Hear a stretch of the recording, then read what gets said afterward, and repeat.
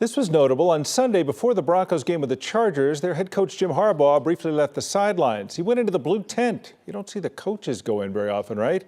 Well, afterwards, the 60-year-old told reporters that it was for a heart arrhythmia, an atrial flutter, something he said he's experienced twice before. He knew right away something was up.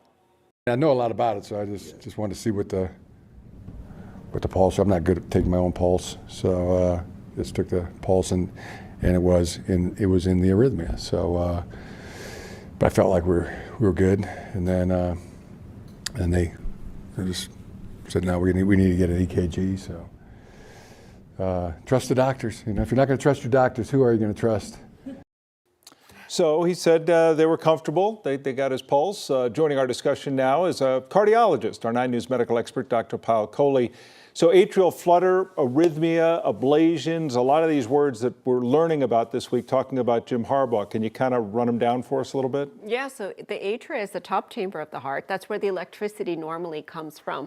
When you have an atrial flutter, you have an electrical short circuit in that top chamber of the heart. So normally our heart beats about 70, 75 beats per minute. This is going twice as fast. So the electricity kind of short circuits itself, tells the bottom chamber to follow the top chamber, so your heart rate suddenly jumps up to 150 beats per minute. You feel it. You feel it. Most people can tell the second they go in and the second they go out. Now, there's some people who've had it for a long time. They start to get numb because the nerves can change around the heart and they don't feel it as much. But in his case, it sounds like he knew when he went in. You feel your pulse is racing and you knew you're in your That's mean your arrhythmia. So your heart is out of rhythm at this point. Exactly. Your heart is just beating wildly. Yep, and what can cause it? I mean, stress can cause it, dehydration can cause it, alcohol. We see it often post-operatively. We know that President Biden has atrial fibrillation, which is a cousin of atrial flutter that happened after his gallbladder surgery. So it's not unexpected for someone who's 60 years old to have this. And it can be in the presence of structural heart disease, so you can have a condition like heart failure or something going with it, or it can just be isolated by itself. Your heart looks normal, but that electricity is still misbehaving. So he was at a high altitude too. That's the other thing when you talk about all of this. But so they went in, do the EKG. I mean, It seemed like he came right back out. Yeah. So they made the electrical map. That's how they diagnosed it. You feel your pulse, you take an EKG, you know that it's atrial flutter. You can try some maneuver sometimes, like pushing on the nerves in your neck. That's called a vagal maneuver. That can release chemicals that break it. But most of the times, if you get an IV and get something in the IV, a medicine called a beta blocker, that can kind of help the electricity to chill out a little bit and break. Once in a rare while, if you're unstable, meaning because your heart is racing so fast, your blood pressure is dropping, or you're short of breath or dizzy or lightheaded, they'll actually shock you out of it, just kind of reset your heart And back. since this wasn't the first time and he's really familiar with it, then you're guessing then he's probably, this is something a cardiologist is caring for him and looking at medications and other things? For sure. So if he's had 2 ablations, and an ablation, Tom mentioned, is a procedure they go in from the groin and they zap that little electrical short circuit. They almost kind of cut the wire so it doesn't keep causing it. Now that fixes it, but some people will recur after an ablation, either because it was incomplete or because the scar tissue that they create with the catheters, with the zapping, that actually causes another electrical problem, so you can get related arrhythmias. So medicine's usually is the mainstay for someone who's had recurrent A-flutter episodes. One medicine to thin your blood, because when that top chamber is racing, it's almost like jello. The heart is jiggling, it's not squeezing. So the blood is pooling inside. You can get blood clots that cause strokes.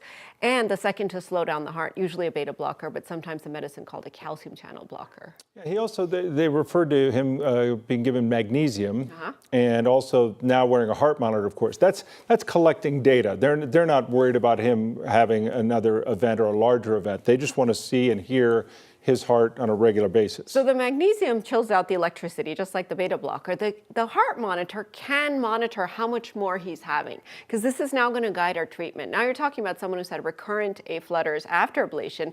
So me as a cardiologist, I want to know what his burden is. How much is he having? How fast is his heart going when he's in it? How long do those episodes last? Because that will help me determine now, next, am I reaching for a daily medicine called an antiarrhythmic, like a stronger medicine to chill out the electricity? Am I going to send him in for another ablation? He had a good day. They won the game. But would you have been comfortable saying, well, let's go ahead and go coach? back out.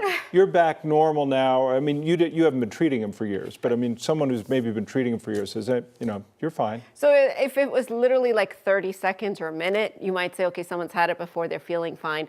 After this kind of an episode, you feel fatigued. Your heart just ran a marathon. It's ran at 150 beats a minute. Ooh. So most of the time, you don't want to go back and get that stimulus again, that stress hormones, the game, you don't want to do that. There's you want that. to relax a little bit until you get on the right medicines and the heart's in a happier place. Getting your electrolytes checked, checking your thyroid, these are all things he should have done as well.